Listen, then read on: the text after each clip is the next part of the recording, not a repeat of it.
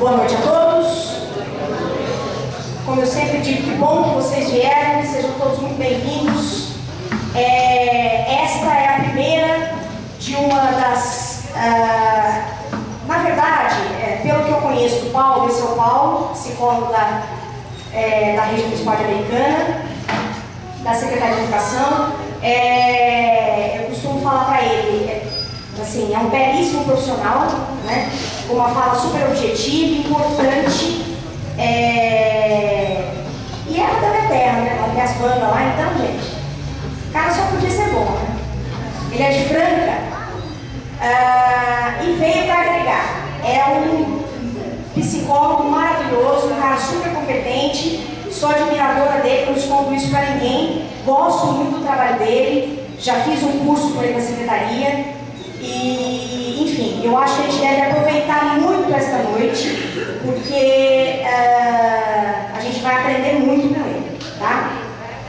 Eu costumo ser britânica, né, gente? Então, já passei, são 7h39, 38, nós já vamos começar, e quem for chegando vai sentando, se acomodando.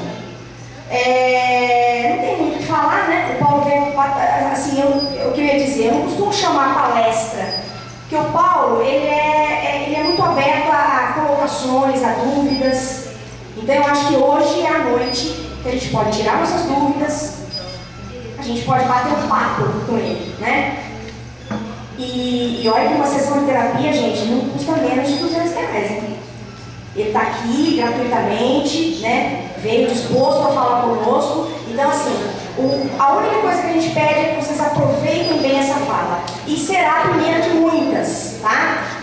Porque o nosso intuito é trazer todo mês um profissional de uma área diferente, tá? Então, nós começamos com o Paulo, psicólogo. O mês que vem, ainda a confirmar, nós traremos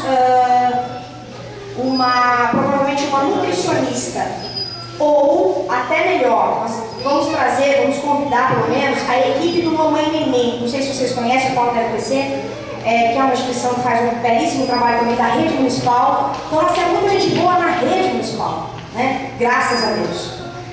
Então nós vamos estender esse convite às meninas lá do Mamãe Neném também. E lá nós temos uma gama de profissionais também. Nós temos psicóloga, nós temos fonoaudióloga, nós temos nutricionista e por aí vai, tá? Então, nada melhor do que a gente utilizar, né, e aprender com esses profissionais gratuitamente. Então, o nosso intuito é esse, viu, gente? Convidar vocês para voltarem mais vezes, tá?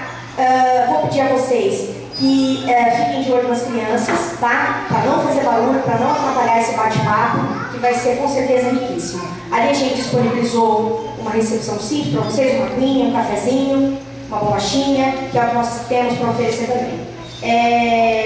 Bom proveito a todos, tomara que a gente aproveite bastante. Eu tenho certeza disso. Paulo? Obrigada. Boa noite. Agradeço, né, a confiança, fiquei até com vergonha. Eu venho de quase Minas, né, que é Francão, é divisa, né, com Minas. Sou paulista, mas a gente tem todo um sotaque, né, de Chico Bento, que vocês vão notar logo logo, então já tem que avisar já de pronto. Eu agradeço vocês estarem aqui, principalmente os homens, tá? Porque é raro a gente ver pais presentes, né? Eu fico sempre feliz quando eu vejo homens na plateia, porque realmente os homens, para deixar o Jornal Nacional, para deixar lá o cantinho da tranquilidade à noite, é muito difícil, né? Então eu sempre fico muito grato aos pais que estão aqui, e é claro, as mães também, né? Mas é importante a gente agradecer a presença de quem não costuma vir, né? Como foi dito, eu não gosto de encarar isso aqui como uma palestra, tá? Quanto mais vocês participarem, melhor, tá? Não se sintam apanhados, não precisa esperar o final, até porque tem questões que surgem no momento. E sobre qualquer questão, é importante que eu diga antes de qualquer coisa. Se um dia vir aqui um arquiteto, né, ou um engenheiro, explicar por que eu posso quebrar aquela parede ali, para fazer um puxadinho, mas não posso quebrar aquela, o seu pilar central, não há discussão em torno disso, não há dúvidas, porque é algo matemático, né? Algo matemático, eu não posso, porque o pilar é uma resistência X ou Y. Agora, quando a gente fala em comportamento, né, apesar de existir estudiosos do tema, né, que são os neurologistas, os psiquiatras e os psicólogos, todo mundo, né, por ser pertinente à vida de todos, tem sua opinião, tá? Tem sua opinião. E é claro, eu, como vocês, eu tive uma criação, né, dentro da minha família, com as tradições da minha família, que pertence à cultura da minha família, a uma religião específica, mas nada disso eu venho trazer aqui, tá? Vou deixar muito claro que eu venho trazer aqui todos os conceitos, todas as verdades são verdades, conceitos da minha formação. Eu venho aqui representar a psicologia. Tá? Eu falo isso porque muitas vezes, como eu disse, quando a gente fala de desenvolvimento, quando a gente fala de como estimular o desenvolvimento, como incitar regras, como colocar limites, todo mundo tem uma fórmula. Que a avó passou, que a mãe passou, que o pai passou, uma fórmula que não dá certo e que não dá, né? Então é evidente que vocês podem concordar com boa parte do que eu venho trazer, como vocês podem discordar. Fiquem à vontade, ok? Fiquem à vontade. A minha ideia aqui hoje é trazer para vocês a noção de como que a gente pode incitar nas crianças regras e limites, né? Como que a gente pode fazer isso de maneira prática. Porque falar, a criança tem que ter regra, a criança tem que ter limite, todo mundo já sabe disso. Mas como que eu faço com a criança ter regra e limite? Mas é claro, antes de eu falar disso, é importante que a gente pense: por que eu tenho que incitar uma criança a ter regra e limite? Qual é a idade propícia para isso? Existe uma idade onde já passou do ponto? Existe uma linha vermelha que a gente não pode ultrapassar dentro da idade das crianças? É importante a gente entender, toda vez que o pai e a mamãe olham para o seu filho, sejamos francos, qual é a maior preocupação dos pais? É com o quê? É o chamado futuro. É ou não é? Que futuro? Porque os pais, eles se preocupam se seu filho apanhou ou bateu em alguém, se ele mordeu ou foi mordido, se ele brincou mais ou brincou menos. Claro que eles se preocupam, se ele está feliz. Mas sejamos francos, qual é a grande preocupação dos pais? Que esse menino vai virar? Que essa menina vai virar? Que homem se tornará? Que mulher se tornará? Será que é loteria? Será que é sorte? Nós temos um filho que é para frente, que é proativo na vida? Será que existe, principalmente com as meninas, o tal do dedo podre, né, que se fala tanto de más escolhas afetivas? Será que existe esse azar supremo em algumas? Será que realmente é um azar? Será que as escolhas afetivas têm alguma relação com a infância? Né? Ou será que é simplesmente sorte ou azar? Eu venho aqui hoje para responder essas perguntas para vocês. Quando a gente pensa em futuro, normalmente os pais têm duas preocupações, dois troncos, né? O que meu filho vai virar profissionalmente e o que meu filho vai virar afetivamente? Quais serão os tipos de escolhas afetivas? Que tipos de amigo ele terá? Tudo isso eu posso entender já na infância? Com certeza. Tá? Por quê? Qual é o perfil? Vamos falar primeiro de profissões. Tá? Qual é o perfil de um sujeito que passa num concurso público, que é o sonho hoje, né? De praticamente todo mundo. Né? Qual é o perfil? Alguém aqui tem ideia? São pessoas mais inteligentes? São pessoas mais bonitas? São filhos de professores? São pessoas que pertencem à classe A, B? São pessoas brancas?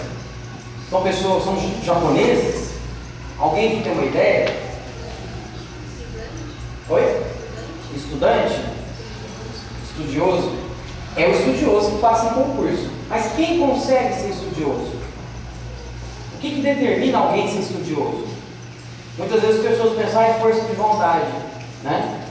Não é força de vontade, é um grande engano. O que determina o futuro, por exemplo, de uma pessoa que tem um perfil para passar no concurso público, é um conceito só: tolerância à frustração. Nada mais, nada menos. Por quê? Um indivíduo, muitas vezes, pensa, mas meu filho é muito inteligente, mas ele não tem muitos limites. Qual é a chance dele? É importante a gente entender, isso é estatístico, isso é científico. Quanto maior a numeração de QI, menor a capacidade de atenção focal. Tá? Isso é um fato científico. Em ciência a gente chama isso de correlação negativa, que é quanto maior, vou repetir, Quanto maior a inteligência, menor a capacidade do indivíduo de foco. Ou seja, quanto mais inteligente, maior a chance de fracasso na vida. Olha só, a não ser que ele tenha uma educação onde haja rigidez.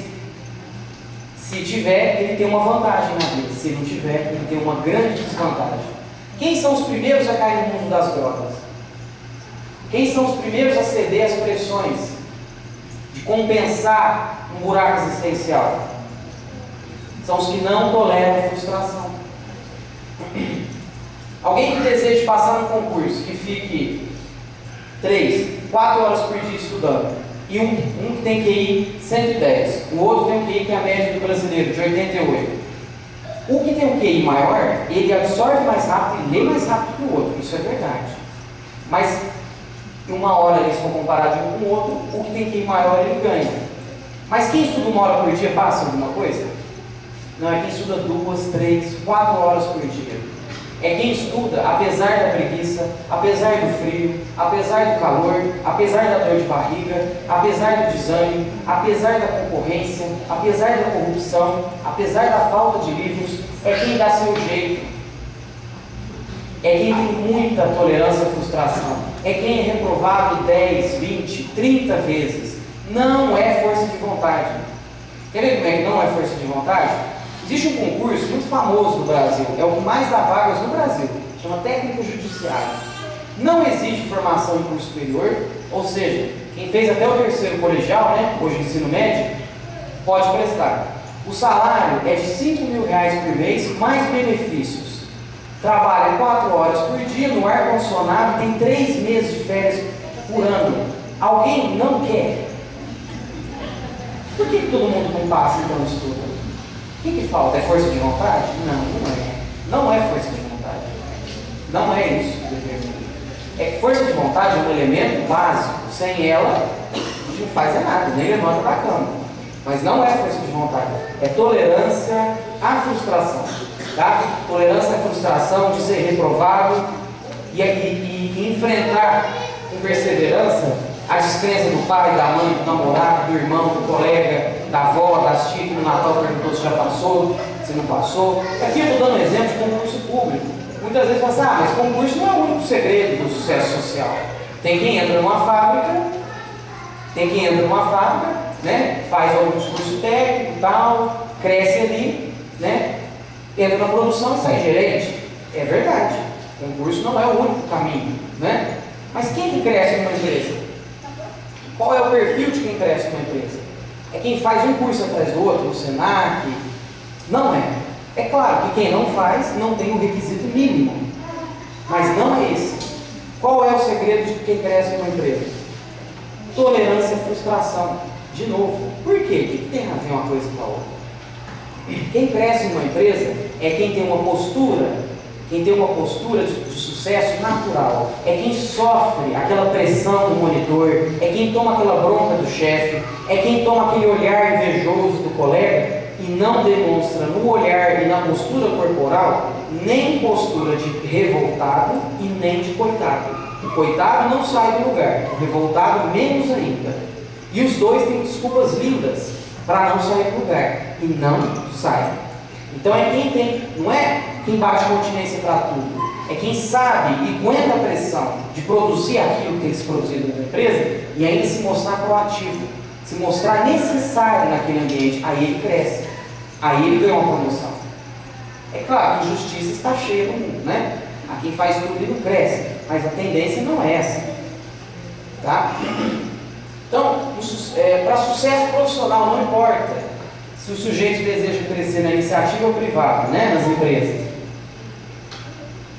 ou instituições públicas, através de concurso, o segredo é um só: tolerância à frustração, nada mais. Agora, eu não sei se vocês têm conhecimento, quando a gente forja em nós, quando a gente semeia em nós tolerância à frustração. Eu respondo, é do 0 a no máximo 12 anos de idade. Não há como forjar tolerância à frustração depois dos 12 anos de idade. Não há. é o limite máximo de um ser humano para desenvolver isso. Tá? É o limite máximo de um ser humano. Não existe outra época. Tá? Depois, quando os pais deixam para aconselhar, para estimular e condicionar os filhos na adolescência, já é tarde demais nesse sentido. Tá? Quando diz, filho, estuda para concurso, não vai. Já foi, não vai. Filho, quando a filha chega com 19, 20 anos, tomou aquela bronca do chefe, chega chorando em casa, morrendo de raiva, mãe, eu não aguento aquele lá, aquela lá. A mãe só vai restar dizer o quê? Paciência, minha filha. Paciência. E vai dizer isso a vida inteira. O tempo, a regra é, o tempo, isso não é pessimismo, é entender a realidade humana. O tempo não melhora as pessoas. Quem é impaciente, com o tempo, tende a ficar mais impaciente. Quem não consegue ter objetividade, com o tempo, tende a ter menos objetividade. O tempo não melhora as pessoas. O tempo, em geral, piora. Quem é impaciente fica mais. Né? É importante a gente entender isso. Qual é o tempo de melhora? É do 0 aos 12 anos de idade. Tá? Ah, eu conheço não sei quem que nunca estudou, depois dos 20 anos estudou bastante e conseguiu. Exceção. Estou falando aqui da regra. Existe, como toda regra, existem suas exceções. Exceção. Vocês querem que os filhos de vocês pertençam à exceção ou à regra? Tá? Do sucesso. A regra. Tá? Então é do 0 aos 12. Então a época mais importante da vida, que vai basear o que você vai ser a vida inteira, é a sua infância, não é a adolescência. Não é adolescente.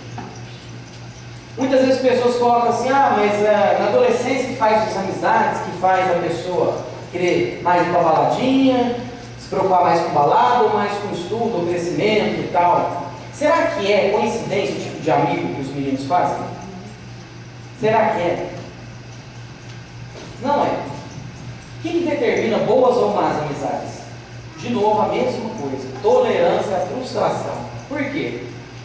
Um menino que tem um perfil extrovertido, por exemplo, e não tem tolerância à frustração, ele vai tender, já com 8, 9 anos, às vezes até antes, a ter as piores amizades possíveis. Por quê? Ele não vai tolerar alguém crítico do lado dele. Vou fazer lição de o professor está pedindo? Não, larga aí, larga aí. Se o menino diz, não, vamos fazer, ele não fica perto. Se ele é educado, ele simplesmente se afasta. Se ele é mal educado, ele manda o menino para aquele lugar, mas sai de perto do mesmo jeito. E passa, quem tem um perfil extrovertido e não tem tolerância à frustração, desenvolve uma personalidade egoísta. E o egoísta não sai do lugar na vida. O egoísta, ele sempre vai se aliar, não só com amizades, mas com namorado, daquele perfil que a gente chama de pamonha, aquelas pessoas submissas, que não te faz crescer, não sai do lugar. Agora, se o menino ou a menina é introvertido e não tem tolerância à frustração, pior ainda, ele tende a ser manipulado, ele tende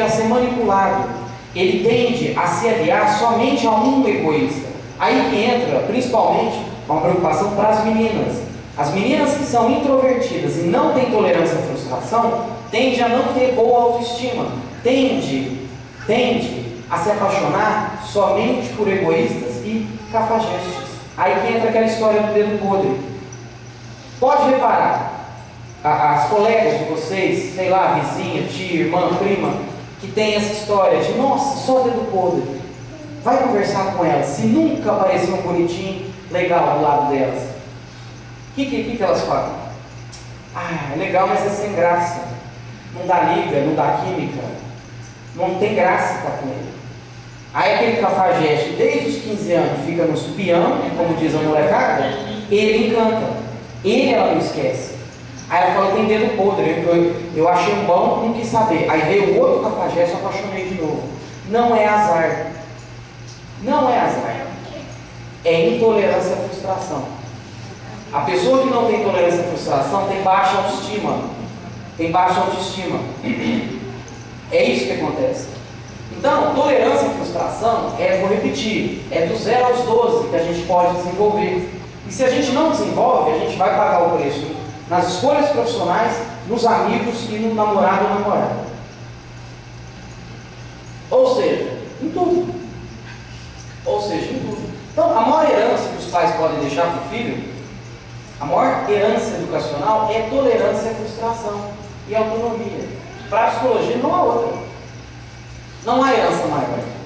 Quer ver seus filhos fazendo boas escolhas? Por quê? Ah, mas isso vai garantir que ele vai ter uma ótima esposa, um ótimo marido? Não, ser enganado, qualquer um pode ser, né? Ninguém está à prova, né? Mas as pessoas, elas, no decorrer dos relacionamentos, elas dão muita pista, né? Dão muitas pistas de quem realmente são.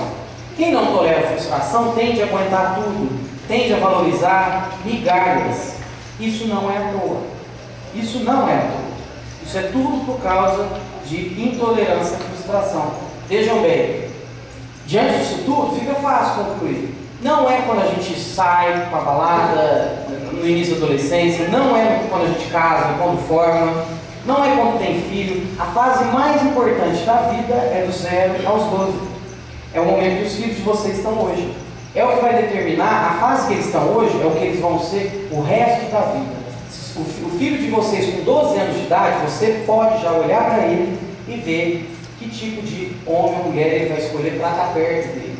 Não só em termos de amizade, namoro, né? Que tipo de postura ele vai ter com a vida. Tá? Quando eu estou falando, se tiver intolerância à frustração, é uma maldição, vai ser infeliz? Não. Pode trabalhar, pode casar, pode ser feliz. O que define felicidade é muito mais do que um bom emprego, né? O que define felicidade é uma coisa muito complexa. Mas aqui eu estou sendo específico sobre aquilo que normalmente os pais mais se preocupam, né? Emprego, seja concurso público, iniciativa privada, e relacionamentos, amizade, namoro, né? Então, em psicologia, a gente quase não trabalha com certeza, a gente trabalha com tendências. Porque apesar de cada indivíduo ser único, especial, nós, quando pertencemos a um nicho, a gente segue um padrão. E é por isso que a gente vem trazer isso tudo. Tá? Alguma dúvida por enquanto? Tá tranquilo?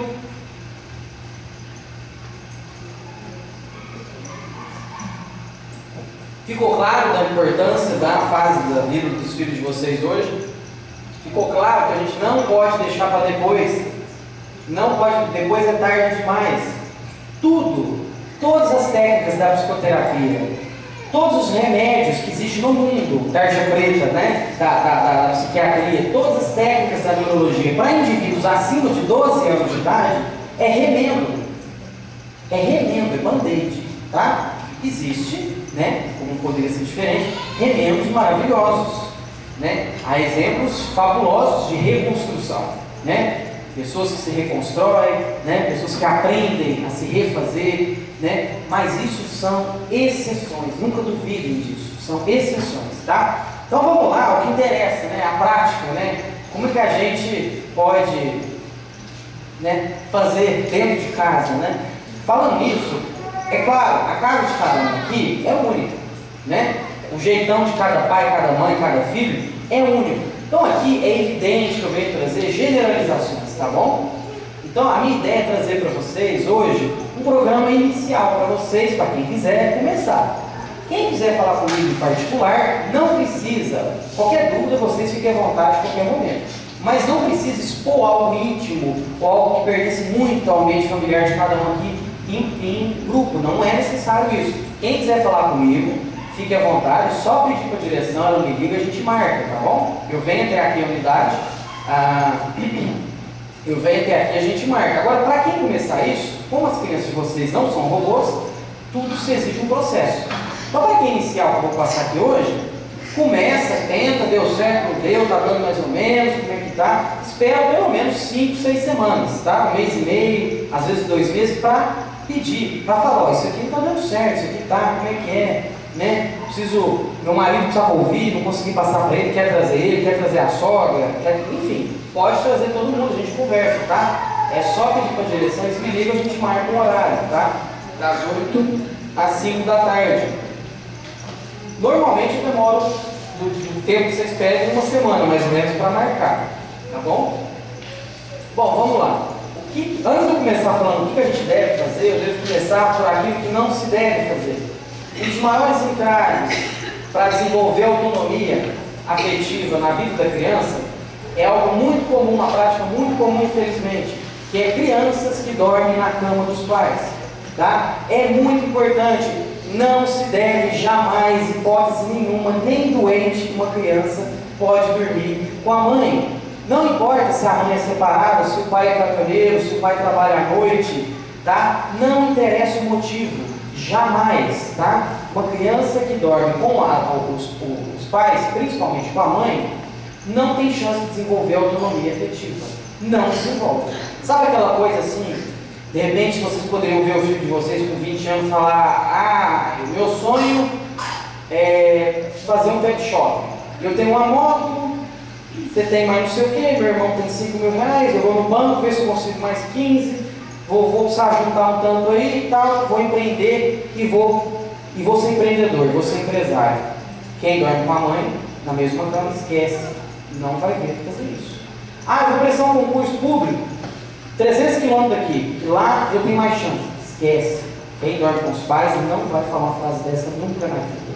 Eu fiz química, eu tenho que ir para Curitiba, porque lá tem um polo de química, vou distribuir currículo lá. Não vai. Não vai. Quem dorme com os pais não tem postura proativa na vida, não tem autonomia. Eu conheço um, de novo, exceção. Tá? Claro, sempre há tal, também conheço, exceção. Principalmente meninas que dormem, são criadas com as mães na mesma cama, a tendência a ter menos autonomia afetiva ainda, e a tendência a fazer os relacionamentos que a gente chama de fusão de personalidade, que é não ter autonomia nenhuma no relacionamento. O que acontece? Vai trabalhar, não é questão de estar apaixonado, feliz, pensando no amor. É assim, se eu não estou bem com meu namorado, eu não trabalho direito, eu fico o dia inteiro bravo. Eu desconto meu irmão, na mãe, todo mundo. A pessoa funde, ela só consegue estar bem se o relacionamento está bem. Desconta tudo à sua volta por conta do relacionamento. Funde personalidade. Fundir personalidade, essa coisa de nós dois somos um só, é bonito só no filme. Nunca alguém tem que ser um só. Né? A gente não tem que ser um só com ninguém. Né? Não temos que ser um só com ninguém. A gente tem que ter uma parceria, né? Uma cumplicidade, um amor mútuo, né? E um projeto de vida junto. Eu não tenho que ser um com ninguém. Se eu sou um com ninguém, eu sou um ser limitadíssimo, né? Não tenho que ser. Então, mas por que é tão importante uma criança não dormir com os pais? Só para fazer uma analogia, para a gente poder lembrar, vamos embora. Se eu saindo daqui, eu botar um shorts, né? E falar, não, vou fazer um exercício físico, eu vou correr. E eu começo a correr. O meu corpo, ele acelera todos os seus processos metabólicos, né? E ele passa a aumentar a temperatura. Para eu não ter um choque térmico, cair duro e morrer, meu corpo tem um mecanismo de defesa, que é a transpiração. É o suor. Isso é um mecanismo de defesa. O sonho, e principalmente o pesadelo, é uma sudorese cerebral, é um transpirar da alma. A criança, e todas as crianças, não sei se vocês sabem, todas as crianças têm pesadelos todo santo dia. Não existe um dia que uma criança não tenha pesadelo. O adulto não tem todo dia, a criança tem todos os dias. A criança tem que ter. Se não tiver, existe problema grave. Agora, não é que ela não conta, não é que ela não lembra. Não é até bom que não lembra mesmo, é sempre ruim. Mas o pesadelo, ele é uma transpiração da alma, ele regula, é um mecanismo de defesa. É um mecanismo de defesa. E a criança que acorda de noite e vê sua mãe ao lado, ela simbolicamente não sai do ventre, ela não cresce afetivamente. Ela não desenvolve autonomia. É muito mais do que aquela história de nunca sair da barra da saia da mãe. Ela não sai da barra da saia da mãe, do futuro marido, ela se prende, se entra no emprego, jamais vai ter autonomia de falar, eu posso buscar algo melhor. Se entra num lugar, não vai ter aquela postura proativa de, sempre quando ela se sentir segura em algo, ela se prende àquilo e jamais vai ter uma atitude, às vezes, audaciosa com a vida. Às vezes a gente precisa um pouco, né, de dar uns pulinhos para alcançar outras coisas, né? Então a criança, ela não pode dormir com os pais. Os pais podem dormir com a criança, desde que não seja de caráter permanente. Então, a criança levantou de noite, vai com ela para a cama dela, você pode explicar. Não é regra da casa. Você não pode dormir no quarto da mamãe. Ah, a gente pensa, e se ela dormir e eu levar? Dá no mesmo. Dá no mesmo, porque ela vai dormir com a sensação, a criança precisa dormir com a sensação de que ela vai dormir sozinha. Ou no caso, se tiver o irmão, quem tem quarto junto com os pais? Então, separa o colchão pelo menos, põe ela no chão, ou você fica no chão, mas não deixe a criança, de preferência, dormir no mesmo quarto que vocês. A mesma cama, jamais. Nunca. Não vale levar a criança depois, dá no mesmo, tá? Dá no mesmo. Agora, numa fase de transição, o menino está com medo, não é para trancar e deixar ele apavorado, não é nada disso. Fica com o menino no quarto dele, fala, vou ficar aqui até você dormir. Não, é regra. Eu posso ficar com você até você dormir. Você dormir, eu vou voltar. A criança acorda de noite, vai lá, você vai de novo, igualzinho quando era bebê, até acostumar. É melhor fazer isso do que depois ficar lamentando o resto da vida, empurrando o filho, vai. Pessoa que não tem autonomia, é aquela que não tem autonomia afetiva, é aquela pessoa assim, mãe, eu quero um PlayStation. Não tem dinheiro. A pessoa morre. Não sei quem tem, revolta. Se tem uma postura extrovertida, ele se revolta e fica bravinho. Se é introvertido, ele embota e fica deprimido. Mas de todo jeito não faz nada. Quem tem uma postura proativa fala, como que eu consigo trabalhar? Como que eu consigo ter isso? Ele sonha com o trabalho, sonha com a busca. É natural. Não é você que vai dizer, filho, vai trabalhar. É ele que vai dizer para vocês, mãe, aonde eu posso trabalhar? Quem não tem autonomia afetiva, fala assim, ele vai ter 16, 17 anos, vai falar, vai buscar emprego. Mas não sei onde eu levo, tem que imprimir currículo, eu não sei fazer currículo. Aí demora 6 meses para arrumar um modelo de currículo. Né? Aí depois demora mais 2 meses para ver se vai na Lan House imprimir. Aí depois que imprimir, eu não sei onde eu vou. Vai lá no distrito, vai lá no centro, distribui. Mas tá o sol demais, tá quente demais, tá frio demais, e não sei o quê. É desse jeito, entendeu? Não faz, tem que ficar empurrando. Quem tem postura proativa, ele te surpreende. Mãe, eu já imprimi, já fui lá, distribuí e tal, posso trabalhar? Já vem com emprego. Já vem com emprego. A sorte está do lado de quem busca. O azar está do lado de quem tem preguiça. Tá? Quer dar nome a Deus, a qualquer contexto religioso, aí é com cada um. Eu não vou entrar em mérito de religião alguma. Mas isso é um fato. A sorte está do lado de quem busca. Isso é evidente. Quer trocar a palavra sorte por Deus? Aí vai depender da intimidade de cada um. Mas isso é fato. É fato. Então, se vocês não querem filho devagar ou tentar possuir um chão de pamonha, não deixem dormir com vocês. Mas ele tem 4 anos de dormir a vida inteira, não tem problema, ainda dá tempo. Programe uma transição, fala, você não vai poder mais, tá? Agora um dia você vai, no outro não, mas daqui uma semana acabou. Programa a transição, né? Alguma dúvida sobre isso?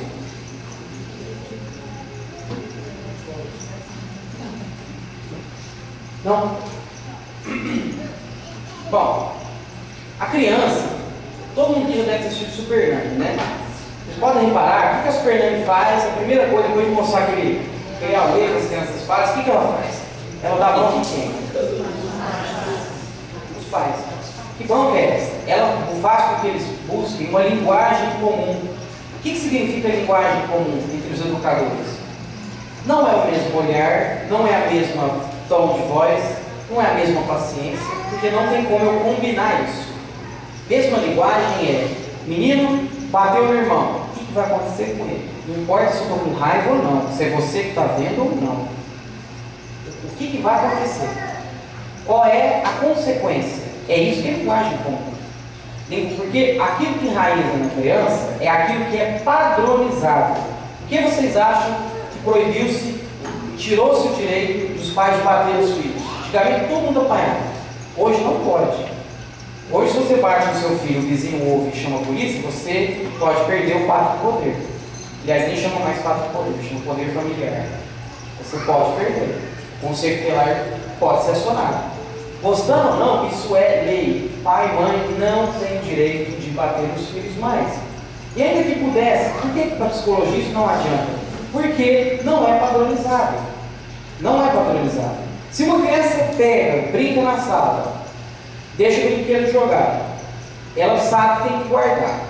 Mas, se ela sabe que ela precisa guardar, se o pai estiver vendo, porque senão ele casca o couro, né?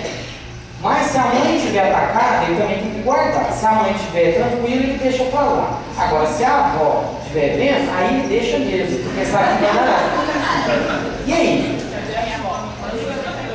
Por que uma criança tem que guardar os brinquedos? Se o pai ou a avó guarda muito mais rápido. Para quê? Para enraizar responsabilidade, não é? Agora, se uma criança não guarda, se vê que a avó que está vigiando. Se ela guarda, dependendo do humor da mãe e do pai, ela guarda sempre. Claro que esses papéis podem se inverter. Às vezes o pai vai devagar, a mãe é brava, não importa.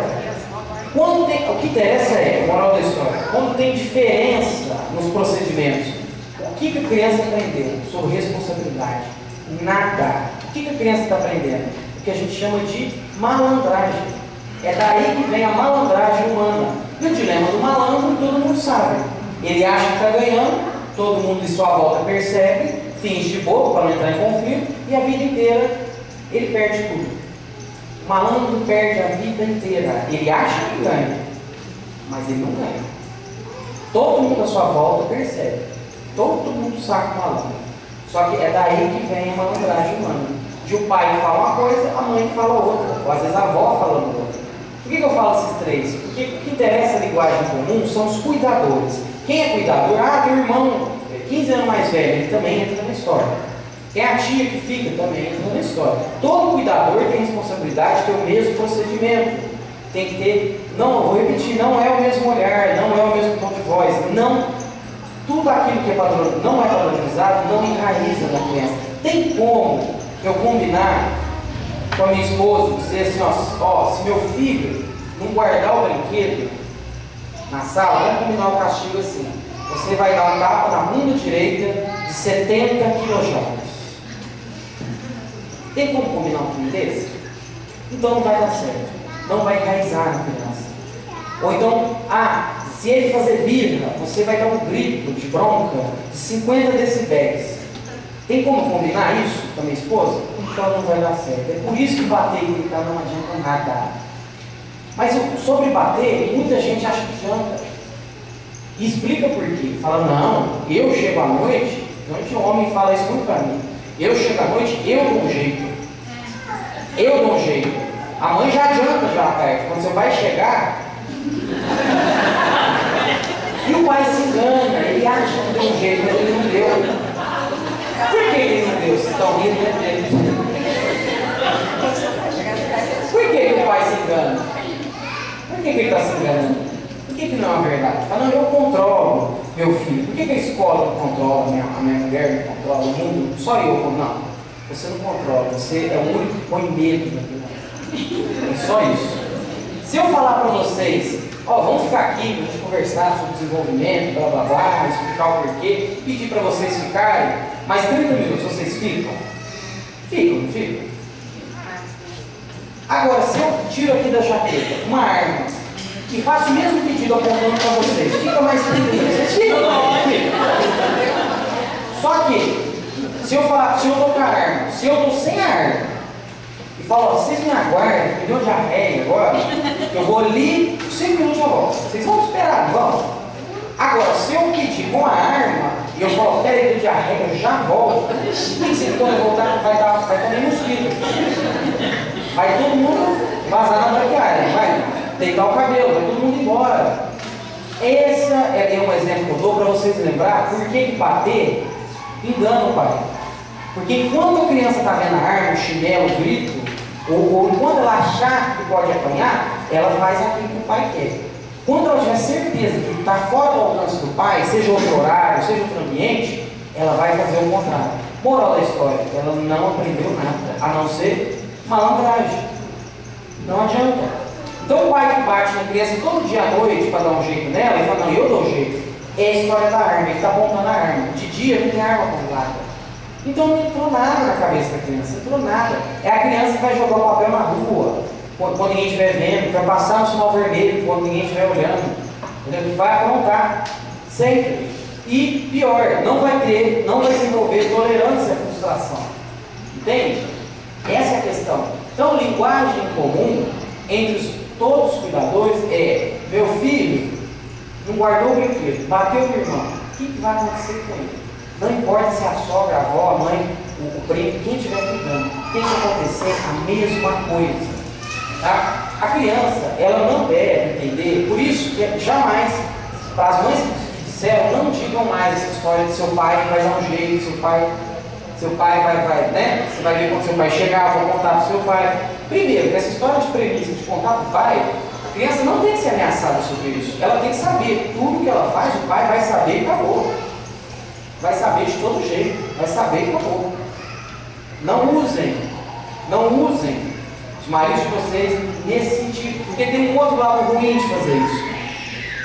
Os homens, eles têm um defeito que as mulheres normalmente não têm, que é se ligar, como a gente chama em psicologia, do arquétipo do poder. Os homens têm uma necessidade de poder muito maior do que a mulher. E os homens raramente sentem poder nas suas relações de trabalho. Muito raro o homem que trabalha o dia inteiro se sentindo poderoso, né? Por que vocês acham que o homem, ele não tem paciência de ir no mercado, né? O homem não gosta de ir no mercado, mas no fundo ele adora aquela hora que ele passou o cartãozinho, mesmo reclamando, dando cheque, porque ele sente poder, ele está sendo provedor, ele sente poder. Então quando a mulher fala, na hora que ele já chegou cansado do trabalho, ó, dá um jeito aí, é a hora que ele estufa o peito e se diz inconsciente, é a hora que eu sou um macho alfa, que eu vou dominar a área, é a hora que ele se sente um macho. O que acontece? Além de as mulheres que fazerem isso não ajudar a educação dos filhos, saibam, vocês estão piorando o marido de vocês, para quem faz isso. Por quê? Quanto mais eu despertar no homem a sua necessidade de poder instintiva, menos empático ele vai ser. O que isso significa? Quanto mais a mulher fala isso para o homem, quanto mais macho ele tiver que ser dentro de casa, de dar um jeito, falar grosso, falar alto, menos abraço ele vai dar. Não só no filho de vocês, mas em vocês também. Menos eu te amo ele vai dizer, menos compreensível ele vai ser, porque vocês estão apertando um botãozinho dentro dele de instinto animal. Todo homem tem isso, todos os homens têm isso, tá? O homem precisa sentir poder. Às vezes ele não sente no trabalho, então um prato cheio, uma tentação, chegar em casa e bater a mão na mesa, falar algo.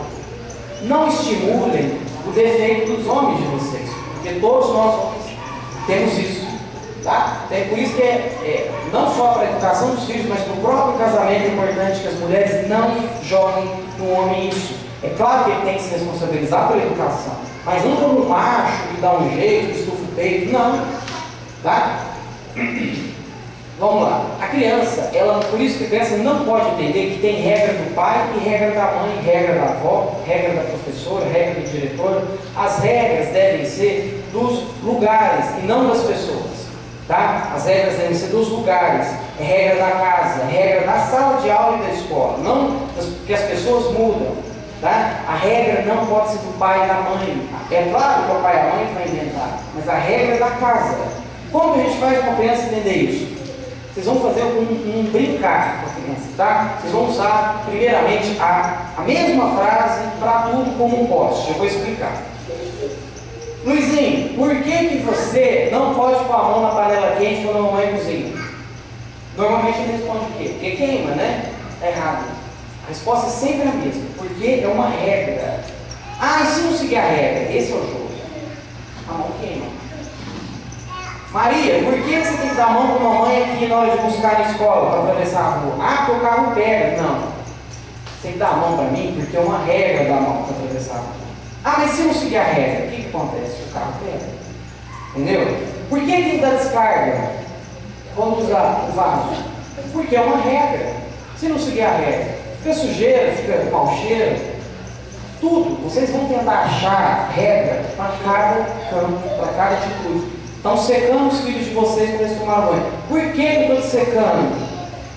Sei lá, porque é uma regra. Se eu não secar, se eu não seguir a regra, você vai ficar molhado e doente. Por que você tem que lavar a mão antes de comer? Porque é uma regra. Se não seguir, fica a mão suja.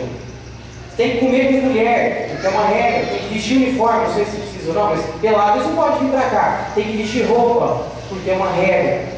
Não pode comprar o chocolate no mercado tal. Por quê? Porque tem uma regra de ter tanto dinheiro, não tem uma regra. Tudo é a mesma frase, vocês vão dizer. Porque é uma regra. Todos os ambientes têm regra. Vai no clube. Por que você tem que pôr a boia para nadar? Porque é uma regra. E se não seguir a regra, você afoga. Então, tudo vocês vão dizer a mesma frase. Porque é uma regra. Só isso. Porque é uma regra. Não seguiu a regra, aí a criança com o tempo tem que acostumar a responder. O que acontece? Então vocês vão achar o máximo de regras possíveis dentro do dia de vocês. Isso vai fazer com que a criança passe a entender as regras como uma questão contextual e não mais pessoal. Nas escolas, em geral, os professores não costumam usar a palavra regra, eles usam a palavra combinado. Eles costumam usar, é um combinado. Não tem problema, eu prefiro a palavra regra. Mas é errado falar combinado? De forma nenhuma. Não é errado. Na escola tem os combinados, pode comer na hora tal, correr na hora tal, dividir o brinquedo na hora tal, tudo aqui é combinado. Na casa de vocês não pode ser diferente. Tem que ter regra para comer? Tem, mas não sou eu que vou dizer. Você pode comer em pé, pode comer na sala, pode comer no chão, pode comer todo mundo junto, pode comer cada hora no lugar. Cada família tem seu jeito, mas tem que ser dito para a criança qualquer regra. Por quê? A criança, depois de acostumar com essa história de entender que as regras são contextuais, ela precisa ser gratificada. Vocês vão dizer 3 coisas, tá? Anota aí. Vocês vão dizer 3 coisas. Cada vez que ela seguir uma regra, comeu com colher, vestiu a roupa, não interessa, o que ela fizer ali, parabéns, estou orgulhoso, eu te amo. Todos os cuidadores têm que dizer isso. O parabéns é o presente. O estou orgulhoso é o que ela sabe, é para ela saber o que ela desperta quem cuida dela. E eu te amo para ela saber que é amada. A criança só sabe que é amada ou se você sentar e brincar com ela, ou se você dizer, olhando nos olhos dela, eu te amo. Senão ela não vai saber, eu pago as contas. Isso é um defeito de muitos homens também. As mulheres raramente têm essa dificuldade. Os homens têm isso. Eu não sou muito assim, se eu deixo para minha esposa, eu não sou de falar. Tem que falar. Tem que falar 1000 vezes por dia. Eu te amo, estou orgulhoso, parabéns. Mas não digam mais de graça, digam 1000 vezes por dia. Mas sempre quando ele seguir uma regra. Você seguiu a regra de comer, de correr, de vestir a roupa, de secar, de atravessar a rua, qualquer coisa, vocês vão inventar o máximo que puder. Parabéns, estou orgulhoso, eu te amo. Tá? Tá fácil, né? Tudo isso que eu vou passar para vocês é fácil. É claro que é trabalhoso, mas é fácil, não tem nada complexo. É muito simples, é trabalhoso, mas eu garanto, é bem menos trabalhoso do que aguentar querer lamento ao resto da vida depois, tá? O resto da vida, lamento de namorado, de namorada, de emprego, muito melhor, tá? Todas as crianças adaptam a isso rapidamente, tá? Rapidamente, no máximo 6 meses. Nossa, muito, não é muito tempo, não é, ainda mais em educação, não é. Então, parabéns, estou orgulhoso, eu te amo, para a criança se acostumar. Por quê? O que interessa quando ela apronta, quando ela bateu, deixou o brinquedo jogar, fez algo errado, o que ela vai ouvir? Tá? Deixa de fora birra e choro. Eu vou falar disso separado, tá? Vocês vão dizer 3 coisas quando a criança não seguir uma regra. Você me deixou triste, você me decepcionou, você está de castigo. Você me deixou triste, você me decepcionou, você está de castigo. É só isso, tá? A gente não pode ameaçar o amor que a gente tem. Por que eu falo isso? Tem uma avó, que eu moro em prédio, e eu ouço quando eu fico perto de casa, uma avó que cuida de 2 ou 3 netos, ela dá uma bronca nos netos, que é completamente equivocada, que infelizmente é comum.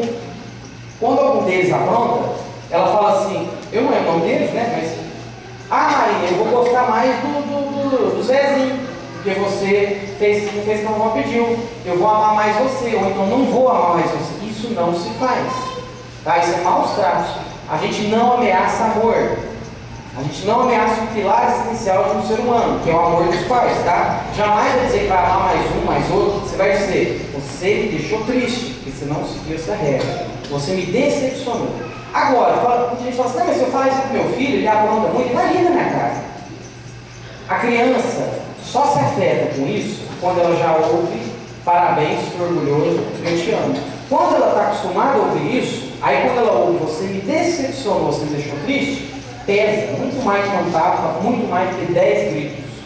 Tá? Muito mais, você está de castigo. Quando a regra não é do pai e da mãe, o pai e a mãe pode dar o castigo, mesmo sem estar bravo. Porque quando a gente está bravo, é muito fácil estar de castigo. Quando passa a raiva, você fica com dó, se sente culpado. Por isso que a regra tem que ser dos lugares, não das pessoas. Com todo carinho, você pode dizer, você está de castigo. O que é o castigo? Um dia só, perder aquilo que mais gosta. Ver o Naruto, brincar de Ben 10, brincar com cachorro, no vizinho, sei lá. Essa história de fim de semana a gente ia pescar, não vai mais por causa de você. Maus tratos, não educa isso. É um dia só. Aqui, castigo surpresa não dá certo. A criança precisa saber o que vai acontecer com ela quando ela não segue uma regra. Antes dela infringir a regra. Ela precisa saber, se eu não sigo a regra, eu vou perder um dia aquilo que eu mais gosto. Tá? Só isso adianta? Não adianta. O que é o castigo? Não pode ser no quarto, tem que ser na cozinha ou na sala. Uma cadeira, 15 minutos em silêncio. Falou uma palavra, recomeça o relógio na frente dela. E se estiver chorando? Eu já vou falar sobre isso. Se estiver chorando, ela não vai ficar ali. Vou falar sobre isso. A criança não tem o direito no castigo de falar nem a palavra mamãe. Falou mamãe, tem que avisar. Se você falar uma palavra, eu começo o relógio de novo. Nem cara feia, nem braço cruzado pode fazer. É quietinha. É só 15 minutos. Mas se ela não parar, vai ficar lá. Tem que ser isso para desenvolver a autonomia. Tá? Só o castigo de 15 minutos e perder o que gosta para a criança que dá muito trabalho resolve? Não resolve. Tudo é uma questão de contexto. Foi. Na idade de 2 anos, 15 minutos não seria muito tempo? 15 minutos é muito tempo para a idade de 2 anos. Por isso que no máximo é 10, 8 minutos. Tudo aqui eu estou fazendo generalizações. 15 minutos já dá para fazer para de 4, 5 anos, né? Mas 2 anos realmente 8 minutos. Eles dizem que é 1 minuto para cada idade. É uma conta, né? É bem relativa. Né? Mas é mais ou menos, porque 2 anos vai ficar 2 minutos. É muito pouco. Agora, a questão não é torturar, não é judiar, não é nada disso. É só para a criança aprender a ter autocontrole. Entendeu? Para ela aprender a ter autocontrole. Porque a principal regra que eu vou passar aqui para vocês hoje, aliás, é até a última, é a regra principal que garante, e garantir em psicologia é muito raro a gente falar, mas garante que a criança tenha um desenvolvimento de autonomia efetiva.